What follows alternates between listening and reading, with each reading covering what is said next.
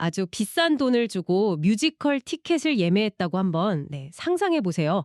주인공 역에 정말 좋아하는 유명 배우 3명이 이름을 올렸어요. 그래서 큰맘 먹고 예매를 했는데 막상 스케줄을 확인해 보니까 그중 한 배우가 전체 공연의 거의 3분의 1을 혼자 다 하는 거예요. 기분이 어떠실 것 같으세요? 오늘 저희가 들여다볼 자료들이 바로 이런 질문에서 시작된 논란을 다루고 있습니다. 뮤지컬 안나 카레니나의 캐스팅 문제를 두고 여러 언론 기사와 온라인 커뮤니티에서 정말 뜨거운 반응들이 쏟아졌는데요. 이번 시간에는 이 논란의 구체적인 숫자 뒤에 숨은 의미, 그리고 관련 배우들의 정말 흥미로운 반응, 그리고 이 사건을 제대로 이해하기 위한 결정적인 열쇠죠. 바로 2년 전 과거의 한 사건까지 깊숙이 파고 들어가 보겠습니다. 네, 오늘 자료들을 쭉 살펴보면요. 이 논란이 단순히 어떤 배우가 공연을 더 많이 하네 같은 그런 차원의 문제가 아니라는 게 명확해집니다. 여기에는 뮤지컬 팬들이 아주 민감하게 생각하는 공정성의 문제, 그리고 뮤지컬계의 오랜 관행과 특정 배우가 가진 티켓 파워라는 현실적인 문제가 아주 복잡하게 얽혀 있어요.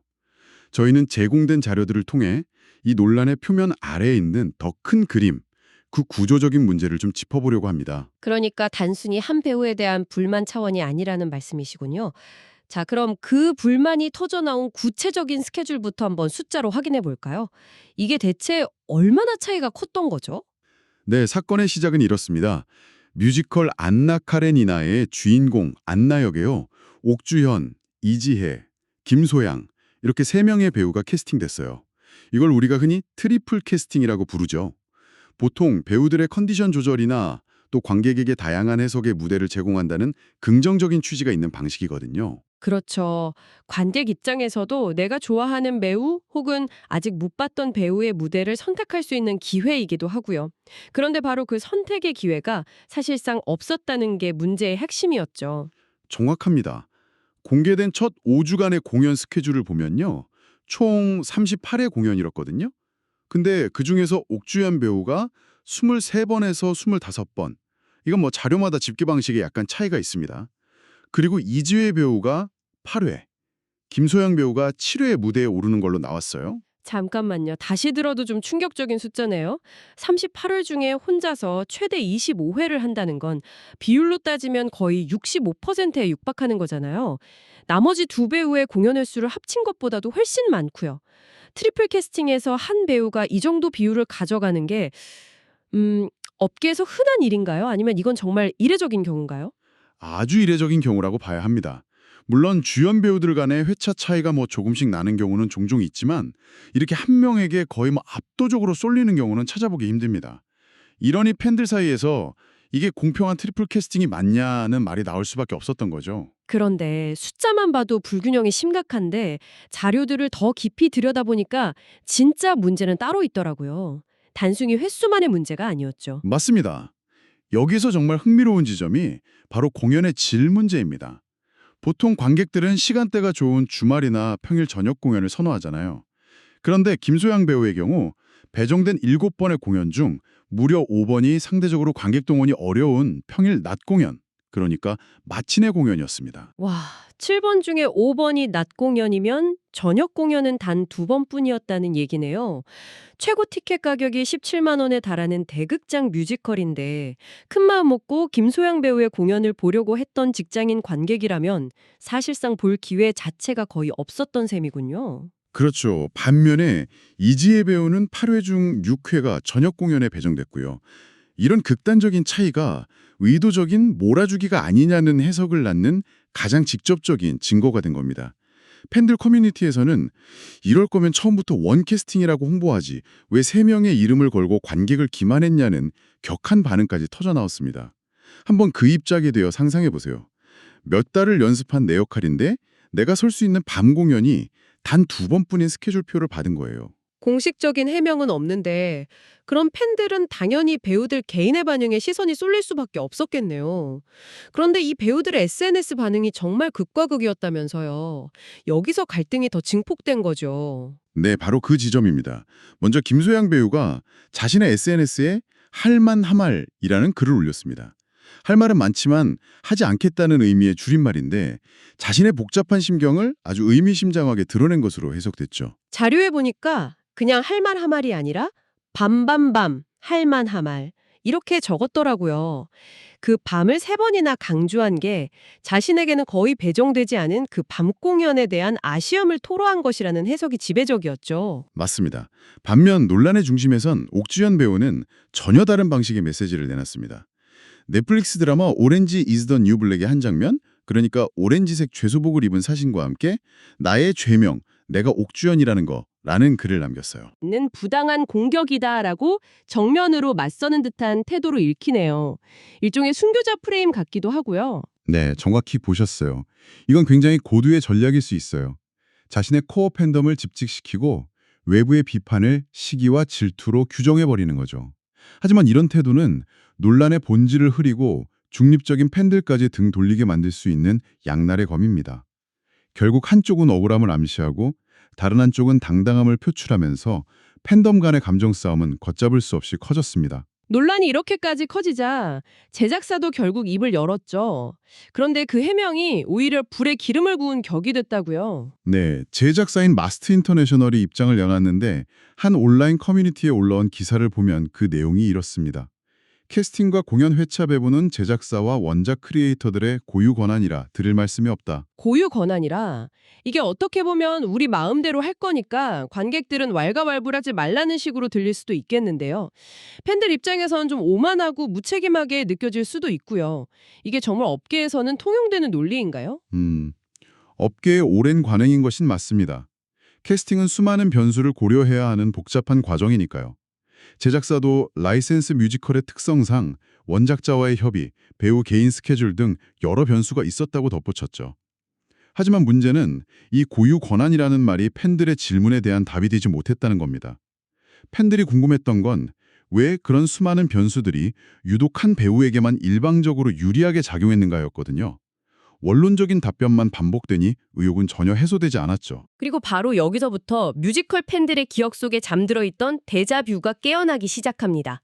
왜냐하면 지금 이 상황이 2년 전 업계를 뒤흔들었던 바로 그 사건과 소름 돋을 정도로 닮아있기 때문이죠. 네, 바로 2022년에 있었던 뮤지컬 엘리자벳 10주년 공연 캐스팅 논란, 이른바 옥장판 사태입니다.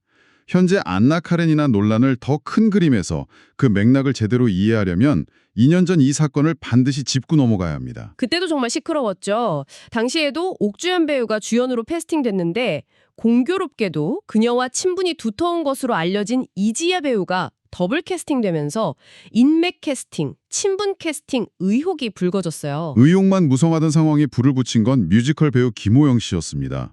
그가 자신의 SNS에 아사리 파는 옛말이다. 지금은 옥장판이라는 글을 올리면서 논란이 폭발적으로 커졌습니다. 여기서 옥장판이 옥주현 배우간에 겨냥한 것이라는 해석이 지배적이었죠. 그러자 옥주현 배우 측이 아주 강경하게 나왔습니다. 사실관계 없이 주둥이와 손가락을 놀린 자는 혼나야 한다며 김호영 배우를 명예훼손으로 고소해버렸죠. 동료 배우 간의 갈등이 법적 다툼으로까지 번진 초유의 사태였습니다. 사건이 이렇게까지 심각해지자 정말 한국 뮤지컬 역사상 전례를 찾기 힘든 일이 벌어집니다. 박할린, 최종원, 남경주 같은 이름만 들어도 알만한 뮤지컬 1세대 배우들이 직접 공동 호소문을 발표한 겁니다. 맞아요. 이건 정말 충격적인 사건이었어요. 특정 배우 한두 명의 문제가 아니라 업계의 대선배들이 직접 나서서 뮤지컬계 전체의 문제를 지적한 거니까요. 그 호소문의 핵심 내용이 뭐였죠? 크게 3가지로 요약할 수 있습니다. 첫째, 배우는 연기라는 본연의 업무에 집중해야 할 뿐 캐스팅 등 제작사의 고유 권한을 침범해서는 안 된다. 이건 특정 배우의 영향력이 과도하다는 점을 에둘러 비판한 것으로 읽혔습니다. 둘 찍는 스태프들을 향한 메시지였죠. 모든 스태프는 배우들을 평등하게 대해야 하며 몇몇 배우의 편의를 위해 작품이 흘러가지 않도록 중심을 잡아야 한다. 네. 그리고 마지막 3번지는 제작사를 향한 일침이었습니다. 제작사는 참여하는 스태프와 배우 모두에게 공정한 환경을 조성하기 위해 노력해야 한다. 이 호소문은 특정인을 저격했다기보다는 그동안 업계에 만연했던 불공정한 관행과 권력 구조에 대한 자성의 목소리였습니다. 그리고 정선아, 신용숙, 차지연, 정성화 등 수많은 동료 배우들이 이 호소문을 자신의 SNS에 공유하며 지지를 표하면서 업계 전체의 문제로 확산되었습니다. 결국 동료 배우들의 엄청난 압박과 악화된 여론에 부담을 느낀 옥주연 배우가 고소를 취하하면서 사건은 일단락됐죠.